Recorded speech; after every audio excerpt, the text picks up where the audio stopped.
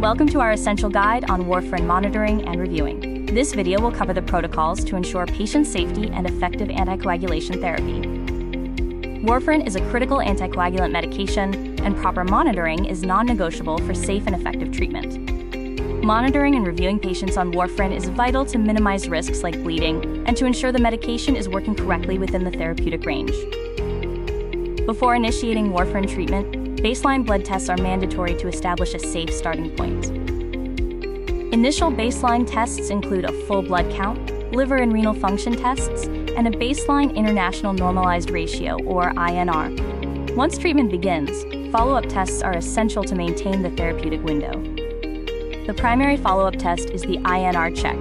The frequency will depend on how stable the patient's INR levels are. Dosage adjustments are made based on these results. Beyond routine testing, periodic comprehensive reviews are necessary for all warfarin patients. Regular comprehensive review is needed for patients on warfarin for over a year, those with high bleeding risk, those on interacting medications, or those showing poor INR control. During the review, assess patient adherence, check for signs of bleeding or clotting, and discuss any changes in diet, alcohol intake, or new medications. A key metric for warfarin efficacy is the time in therapeutic range, or TTR.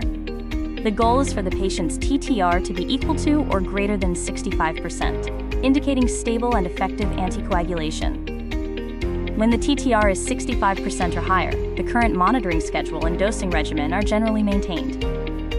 Stability means maintaining the current dose and checking the INR as scheduled, usually at less frequent intervals. If TTR falls below 65%, action is required to improve anticoagulation control and reduce risk.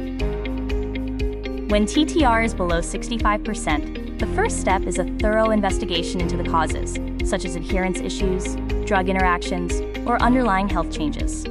Based on the investigation and recent INR trends, the dose and/or monitoring schedule may need to be adjusted to regain therapeutic control.